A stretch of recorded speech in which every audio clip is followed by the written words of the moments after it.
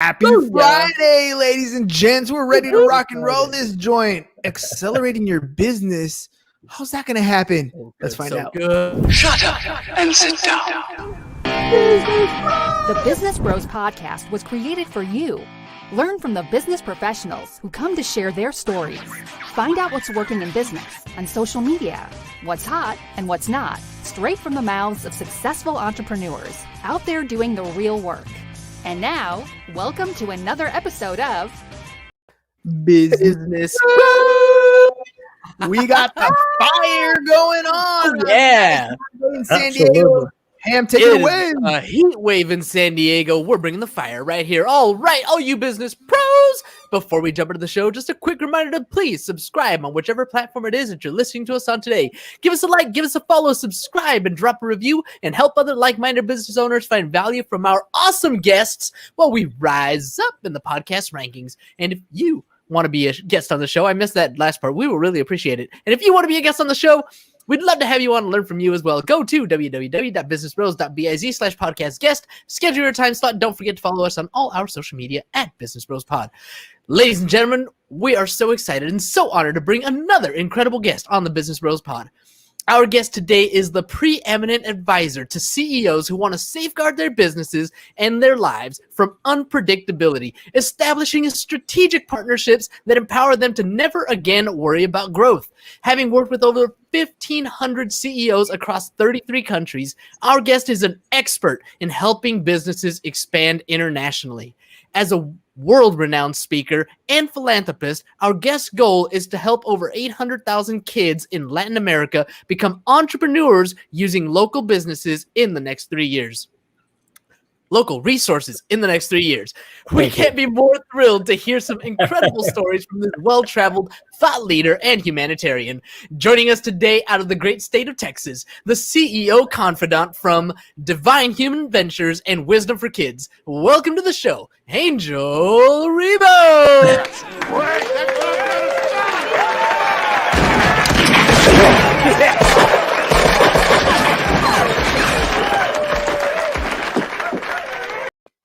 All right, Well Angel. done, well done. Thank you so much. This has been probably one of the most amazing introductions ever in my life. Thank you so much for being who you are, guys. Thank you. Oh, well, what can I say? James prides himself on the intros. They're probably Fun. Yeah, they're fun. They're you know what? Everybody has a strength and everybody has a weakness. I would suck at writing your intro, but James over here, he's got fire when it comes to writing those intros. I tell you, I mean, I've been introduced a few times, and he's used actually completely different words. He's a master. He's a super eloquent guy. I can tell you that. Thank you so much. My heart. You are making my head really? roll. Yeah, you're a cunning linguist, Ham. You're a cunning linguist. All right. So speaking of talents, right? Speaking of strengths, speaking of weaknesses, look, anytime anybody's going to start a business, we all start off thinking, I know what it takes. I'm going to make this thing grow. I'm going to me, I. But ultimately, you need a team to make things happen. So Angel, tell me a little bit about what it takes to grow a business and what is it that you do exactly? Exactly. So basically, in a nutshell, what I do is I help both corporate CEOs and established entrepreneurs to bridge the gap globally for expansion and exposure. It means that I help them take their businesses internationally. Okay. And what it takes for someone to accelerate the growth of their businesses by going internationally, the first thing that it takes is the willingness to do it, but the resources. The resources. I've seen many times people wanting to go internationally, fully internationally, and they have not made their homework. They have not really taken into consideration what it takes to go internationally. Very often it happens to us entrepreneurs that if we have an offer online, we think, okay, so if we are super successful in the US, then going south of the border, we just translate our materials, our courses, whatever that is, and we're going to be successful. I hate to say no. No, there's many more things involved in going internationally, and you have to do your homework, and there's financial implications on the decision of going international. So you have to consider those implications. Let's hover here for a second, because we live in an age where the World Wide Web has literally shrunk the planet. We can have international quote unquote business going on from the living room or your basement or wherever you're talking about. So let's hone in on that. What do you mean when you're talking about growing internationally? Yes, so that's true. You can run your business from your home, and you have the worldwide, web, and you can go everywhere. But every single potential client in every single country, geography, culture thinks differently. You have to embrace, you have to acknowledge that, and you have to really know what is going to drive a potential sale from another country. Okay, so I mean, being reactive, we might have clients from other geographies, but the reality is that talking to someone, let's say, south of the border or north of the border, talking about the US, right? It's different. And you have to be, if you really want to be strategic and you really want to be successful, you have to do it differently. You have to think about it. Okay, so you can run your business from your home and you have the World Wide Web open, but there are things that you have to take into consideration from the point of view of the client. You have to talk to the client differently on every culture. Remember, we are, separated, even sometimes even trying to go, let's say I have a business in Texas and I really want to be successful in taking my business to another state. That there are cultural differences, right? That huge. Someone in Utah is different from someone in Texas, right? And everybody knows that. So if you really want to be successful, does it make sense to consider the differences between selling in Utah and selling in Texas? Of course it does. And you spoke about in the introduction, you actually mentioned something, which is, are you partnering with the right people? Probably if you want to go international, or even, as I said before, to another state, what about partnering up with someone who's already there, who's already aware of those differences, that can help you be more effective in conducting business in that area? And this is very often a blind spot that people forget. So, okay, it's easy to run your business from your home, but be mindful, be aware of the differences. What kind of differences should we be looking for when we're first starting out? Because there are so many. I mean, like you said, there's cultural differences, there's currency differences, there's tax treatments. I mean, there's all kinds of things that we can think about when we're talking about those differences. But what are some of the first things that we should kind of pay attention to? So that's why go step by step. I mean, going internationally right out of the gate, I don't think is the right thing to do, unless you only go internationally to a specific area because you know that there's a need for that there, and you know that the people there are going to buy from you. Unless that's the case, it's scaling up by accelerating the growth of your business by going international. It means that you have already had to establish your business somehow.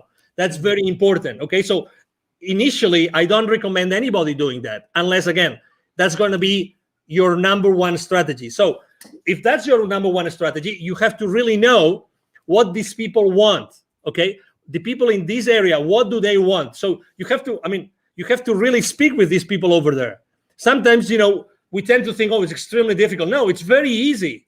Reach out. There's social media again, and you can go in social media and you can start talking to people who live in that area. It's really simple.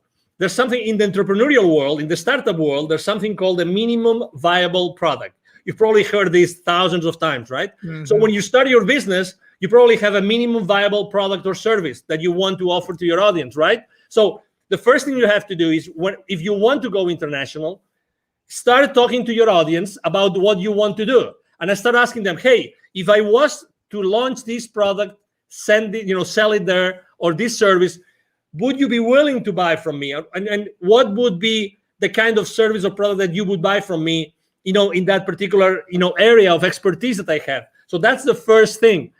Talk to your market early on your business strategy. And sometimes, and I think that's probably, we are all to blame, for this, which is we try to be perfectionists. We try to be like, we have all the responses, all the answers before we do anything else. There's one business mantra. There's one mantra I use with every single one of my clients. I've been using for the last 5 years since I started my own business, which is take imperfect action now. Take imperfect action now. Hey, Don't worry about anything else. You only need yourself, and you need to start reaching out to the people in the market, in the place where you want to start selling your products or your services. That's it. Start talking to them and start making mistakes. Start making mistakes. There's no such thing as the perfect sales pitch, the perfect service, the perfect product. There's only the thing that you reach out to the potential buyers and you know what they think, and keep on making, keep on perfecting your pitch, keep on perfecting your product and your service. Really, that's the first step. Take imperfect action now. I love that. I love that because it's absolutely true. I talk about that all the time about taking action, and you have a choice. You can do it or you cannot do it. And I think the people who sit back and try to wait till it's 100% perfect are the ones who struggle. I forgot what book I read it in, but they were talking about, I think it was Mentor to Millions. And what they were saying was most successful people wait until they have about a 70% of a plan, right? After that, they put it into action because there's nothing else you can predict. At that point, you have something that's viable that'll take you in the direction that you want to go. Will it get you to the destination? Probably not. But you're moving forward and you're not stagnant and stuck in one particular situation or at worst, not taking any action, right? When I remember reading or learning about Disney, and they were opening up in China, I think it was China or Japan, I'm not sure exactly, but they were out there in the East. And when they went out there, they opened up operations right away, just like they had done in Florida, just like they had done in Disney. And they didn't take into consideration some of the cultural differences and had to restructure some things. So, acting on a plan is first and foremost. When you're talking to CEOs or different people who are ready to take that next scale, right? What's some of the fears that they have or some of those hesitations that prevent them from taking action? Well, it's always uncertainty. When you're stepping into, uncharted territories, everybody is, okay, is that going to work? How long is that going to take? There's always uncertainty. But again, there's uncertainty in everything that we do in life. So, and we still take action. So the first thing is uncertainty. And they need to know they always ask me, what are the chances that this kind of service or product is going to be successful? And I would like to share something. And this piece of information, it came from, there's the number one entrepreneurial program as far as college degree goes in the country is from a school in Massachusetts called Babson College, okay? Mm-hmm. They're very well known. You probably heard of them. Consistently, the number one entrepreneurial program, actually not only in the country, but in the world most of the time. Okay, so I was talking to the director of the accelerator, and that was 4 or 5 years ago. And she was telling me, Angel, 5 years before, so 10 years ago, it would take probably a few $100,000s for any technology, any startup to make a difference in the world. I'm talking about 5 years ago. Today, 5 years ago, only $15,000 to $20,000 was the amount of money that some startups had as a seed money to start disrupting the world. The point I'm trying to make is more and more often we see that the amount of money needed to make a difference in the world is lower and lower, is smaller and smaller. So what's the difference? The difference is that today there's so much technology out there that we can scale up any service or any product in the market like fast, like really, really, really fast. So again, going back to the same thing, take imperfect action now.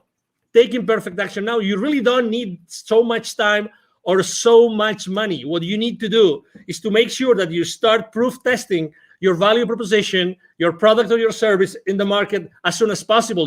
So you can start burning, those early stages, and you can start, perfecting your product and your service.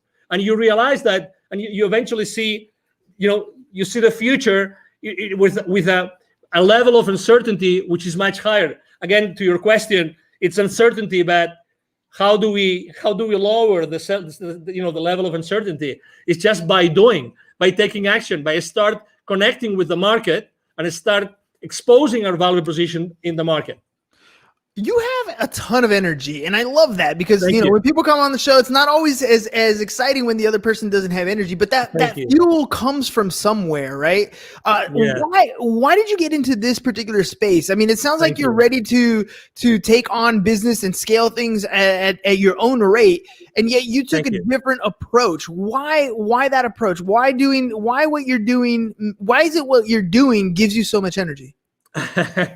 Well, probably because, well, number one, I would say first of all, because of my father, probably because my father is a super positive guy. I mean, back in Spain, he's right now 80 years old. He's going to be 81 this year, alive and kicking. He's still working on business. He's always been like that model for me, like always super positive. He's made a lot of, he's set up and grown a lot of businesses, both nationally and internationally. He's made a lot of mistakes, but you know what? He was always in that mood, always.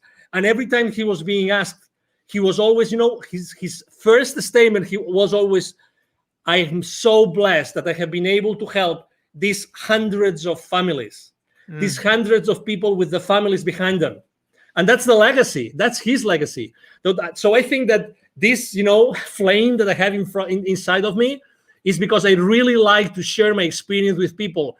And I was born to do this. I was born to, I mean, originally, both my mom and my dad come from very humble origins, really humble origins. I mean, still my family has a ranch in the north of Spain. That's where we come from, the Rebel family, but that doesn't mean that I couldn't do many other things. So I always had this flame inside of me of leaving a legacy, of teaching others. I love teaching. I love training. I love sharing my experiences. That's why I'm so involved with the local community here in Dallas. I'm invited to, the startup weeks, startup weekends. I'm invited to be jury sometimes. I'm very involved with business incubators and accelerators here, just because I like to share. I like to share, and it's a decision. It's a decision. It's my decision if I wake up in the morning and I show up to the world in one way or another, and that's my decision. That's my option. That's who I am. It's a Friday evening, right? I have had so many calls this week. I have talked to so many people. I've had so many face-to-face meetings. But you know what? I am loving this interview, and I could be, And right now, if you told me, hey, Angel, you have to mentor, 20 people in a coaching call within 30 minutes, I'm gonna do it. I'm not gonna lie to the audience. How long ago did you offer me to be on your show? True. It was yesterday evening. So Exactly. less than 24 hours. Less than 24 hours. And I was super excited. I said, yes. You know why? Because I always say, why not?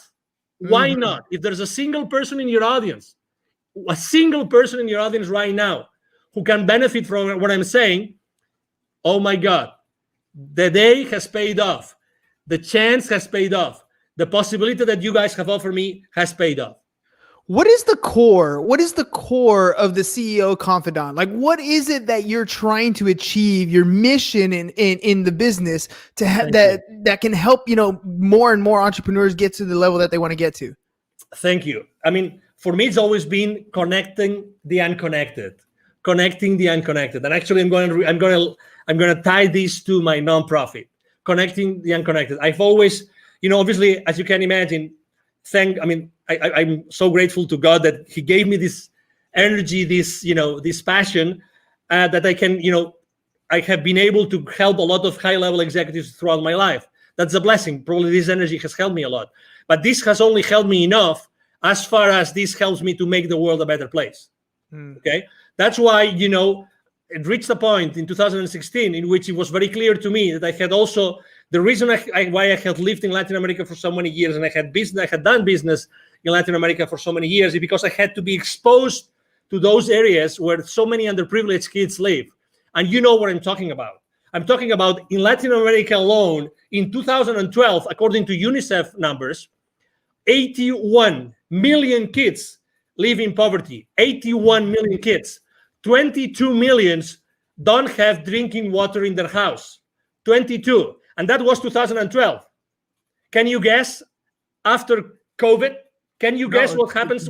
How many millions right now? Significantly worse. Exactly. So, and that means the total population, so that you have you have a frame of reference. the total population of kids in 2012 in Latin America was 170 million.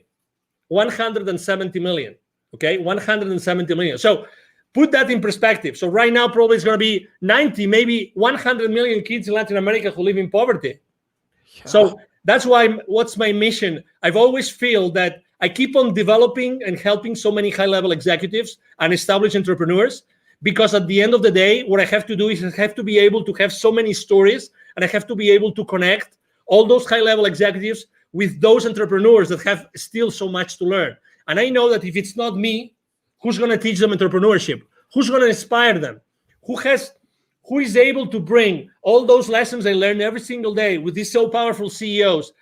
Who else is going to take them to those kids in need? So that was my answer. Yeah, no, that's a beautiful answer, because you're absolutely right. I mean, we look at what we see in poverty just right in front of us, right? When we drive down the freeway, when we're in our local communities. But the difference is, the poverty in the United States is much different than the poverty in almost any other country. It's just a different level. I remember being young, as a young kid, at my parents, and we would always go to church, and they would send us, to missionary things down the other side of the border, and you just have this awe that everything from the pair of shoes to the sweater that you have on to the meal that you had has such a different value to the people down there than it is to you. The things you take for granted, you don't even realize until you're, things like where you're crossing the border. When I remember coming back on the border and little kids, small 4 or 5-year-old children coming up barefoot, dirty, ragged clothes, just trying to sell something to make a living. And we don't quite understand the level of poverty because we're blessed to be in this country. But you're absolutely right. I want to ask you about the relationships that you're building with people as you're helping a lot of these entrepreneurs grow their business, as you're helping them scale and become multi-million-dollar companies. What value do you place, and how do you utilize the relationships that you're making? Well, I think believe it or not, I was extremely shy kid, very shy, very shy. Most of I would say every single one of my classmates up to high school, they would not believe it's me talking right now. Honestly, I had to, really, I really had to go to college, and I had to start being involved in organizations, international organizations, and traveling. And so, I know that not everybody is so open and prone to have relationships with people. But again, you don't have to be, someone like me, so, extroverted like me. It's just I think that the most important thing is that you are yourself and you keep the relationship honest and humble. Mm-hmm. Honest and humble, and from that point, I like to use, gratitude, humility, and acceptance as 3 of my top values that I like to share this with my team all the time when we have our weekly meetings and when we have our one-on-ones. Gratitude, humility, and acceptance are 3 very big values for me. So I think that those values help you a lot to develop those relationships. And out from those relationships, it's like, as you know, I'm very active on LinkedIn, and I have very, very large following and very active there. I post every single day, large high engagement from my audience. And it's the same thing when I start relationships with people in there that they don't know me of anything. I start from a very humble way. I'm not the guy that's going to send you 5 consecutive messages as soon as I say accept. I'm not that kind of guy. My connecting message has 1 sentence, only 1, and I don't send a second message. You just wait. Yeah, I just wait, and whenever it's good, and I think I have some value to offer to that person, as if it was you, then I say, hey, as I know that you do this, I think that you might be interested in having this information I just got from someone else. Again, partnering up with, giving the value that someone might need, and if they say I don't need it, that's okay, and that's fine. That's why a value download on people. I don't really believe in downloading things on people that they don't really need. So that's why I always keep my connections online as much human as possible. And when I left corporate America, I had like 800 connections. Right now, I have almost 27,000. Well, let me ask you about that, because you said, when you were younger, you were an introvert, and now you're very extroverted. What was it that pushed you to that next level? There's so many people out there that are introverted, and they know they have to have better relationships. They know they need to pick up the phone and talk to people. They know they need to be more extroverted, but they can't get across that point of actually making those connections. What pushed you to that next level? That's a great question, because probably I wasn't allowing myself to be myself. I was not standing on my own power. I thought that I had to fit in, and I wasn't socially enough. I wasn't enough. No, really. Because I thought that what I was standing up for wasn't enough to be just myself. So I had to be hiding, behind anything else or anybody else, until I realized that, oh my God, what I'm saying makes sense. So it was a gradual process. It wasn't, it wasn't just like, oh, tomorrow I'm going to be extroverted. And so I was fascinated by something, which was, in my case, in college, because I told you I started to bloom in college, which was becoming or being the leader of an organization, but being like the leader, but the leader behind the scenes, right? Not the leader like showing up all the time. Wizard of Oz. So sometimes, so at some point, I had no option but to be in front of a lot of people. And then suddenly, everything was going well, and I was, leading that organization in my college and everything. But there were issues. So I have to tell you that realizing that not everybody is going to like me actually helped me to be stronger. I realized that it didn't have to fit in. I realized that I have to be myself and always be myself. So I had a completely 100% certain place where I could go back and pull up the rest of my life. You know what I mean? Yeah, because if you're pretending to be someone else, you don't have that place of safety. But when you're always yourself, when you're always standing on yourself, on your grounds, then you have that place of power. And I have to also tell you, I remember the most dramatic situation in my life was actually that I got married. My first marriage was in 1996, still in Spain. And I unfortunately didn't work out, and I only was married for 5 months. Oh. And I'm not gonna disclose the circumstances, but let's say it was like being backstabbed, like big time. And I got married with my college sweetheart. Oh, come on. Now you're leaving all the meat on the bone here. Now we gotta know what's going on. No, but let me tell you, I remember as if it was now. I had to drive back. When I found out what my wife was doing, and I confronted her that night, and I will never forget that night, when I confronted her that night, and she told me yes, I remember taking my car the following morning and going and driving to where my parents lived. I remember that both my mom and dad were waiting me, they were living at the 6th floor, they were waiting for me, and I started crying like a baby on my mom's arms, at my mom's arms, saying, can't believe it. I don't know. How can my life collapse? What did I do wrong? I had the car, we had an apartment together, we had all those projects together, the perfect job, we had this beautiful house in the mountains to go to ski. Everything was perfect. But suddenly, boom, so you thought. Boom, and not even 1 year, like 5 months, 6 months. I felt betrayed. You name it. I tried to save my marriage, and I immediately said, okay, let's go to a counselor.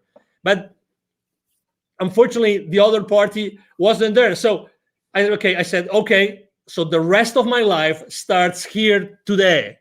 Yes. And then, you know what? 1 year and a half later, I had already left Spain for good. And I have not been back to Spain, but to visit my family. Again, it's the realization of I have to be me. And I am strong because I don't have to fit in with anybody else. I have to be myself. And that's my foundation. That's my essence. And I will build up the rest of my life because of that. Had I not taken that decision, we would have never had this conversation, you and I, today. You know that I want to say I love that story, but I kind of, it's not quite the right thing to say. But the fact that you accepted it at the end, right? The heartbreak, the pain, the agony, what you're going through, those are feelings that you're going to have. But at some point, no matter what happens in your life, good, bad, or indifferent, you have to accept that tomorrow the sun's going to rise. Tomorrow is another day, and every day you have that choice to make something happen. You can dwell in it, you can live in it, you can wallow in sorrow and feel sorry for yourself for as long as you can. But every day that happens is another day that you're not fulfilling whatever dream is that you want to achieve. You're hurting yourself by allowing yourself to live in that position for too long. Feel it, hurt it, learn from that mistake. But you need to make a choice and accept that it happened. Totally. Otherwise, you're never going to move forward. I agree. And I have to say, this counselor that, we went together, with my ex-wife at that time, it was the same counselor that said, hey, okay, so she's not coming back. Can you please help me? Can you please help me go through this path? Can you please help me? And I have to tell you, there's certainty that this counselor told me, so these are the stages you're going to go through. A, B, C, D, and E. He told me, he explained those to me, and I understood them, and I said, okay, where am I now? And he told me, no, it's a good question. It's a good question. Yeah, of course. So you are here. Okay. Typically, what do you see in your practice? How long is it going to take for me to get to the final, destination of this, of this, whatever it is, right? Of this journey. He said, well, it's up to you. I've seen people here and I've seen people there, and I've seen people that will never recover from a divorce or from a separation. Okay. Mm-hmm. So I kept on going with him. I kept on having, again, I asked for help. God bless. That's something I obviously, in any facet in life, ask for help, look for help. Always. There's always going to be someone that can help you. Always. The only scarce resource in your life is time. Yes. Get over any situation, any challenge with the help of someone that's been there before. Do that. Don't hesitate. It doesn't matter. Money comes and goes. Do that. And oh my God, after 6 months of my separation, guess what? Guess who came after one of my, I just finished one of my swimming practices. I love swimming. Guess who came to say, I would like to come back together? Who was it? I'm not going to say, but you know the story, right? You know the story. And I said, unfortunately not. I don't want this to happen in the future when we already have children. I don't want that for my life. Decision made. Imperfect decision. Don't know what the outcome was going to be, but you weren't going to do it again. No. Oh man, Angel, that's, I love that, the whole idea of time scarcity, right? You only have so much time in your life. And yes, ladies and gents, you're going to feel uncomfortable when you're going to make a decision. You're not going to know the outcome. It's going to be scary. It's going to feel weird, but do it anyways. Do it anyways, because there's only two types of regret that you're going to have when you're older. And one of the biggest ones, the worst ones, is when you're 98 years old and you are incapable and you're out of time to have that regret to worry about. So take the action. You might make a mistake and it's okay. There's always a way to correct, but take that action. Angel, before we head out, let our audience know if they want to work with you, how can they get a hold of you? Absolutely. The first thing is, it's very easy. Send me an email. I have a team behind me. We all work together. We will always respond to you. My email is very easy. My email address is angel@angelrebo.com. I'm going to spell it for you. ANGEL@ANGELRIB as in boy O.com. That's the easiest way. If you want to know, what I do, what I stand for, you can go to LinkedIn, Angel Rebo, the CEO Confidant. And you will see me there every single day posting. I post a lot of personal stuff because I think it's important for everybody to know, what I think is important for me. And obviously, I would like to help you. And needless to say, thank you very much, guys, for being so kind with me and allowing me to be today on your show. Hey, man, thank you for coming on last minute. Thank you for sharing, being vulnerable. I honestly believe that some of these stories that we have in our life, some of the worst stories in our life, make the greatest connections with people. So thank you very much for sharing some of your worst times with us. I connected with you. I'm sure there's a lot of our listeners that connected with the same type of story. Thank you. All right, ladies and gents, it is Friday, but we'll be back because Monday's going to come right around the corner. So that's all we got for you guys today. Have a great and safe weekend. Peace. And we're out. Thank you for listening to the Business Bros Podcast.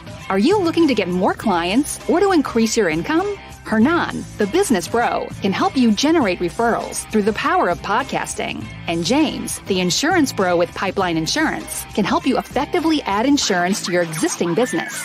If you are ready to create wealth today and generational wealth for tomorrow, email businessbros@csfirst.com to schedule a free consultation or join the Business Bros Network, www.businessbros.biz.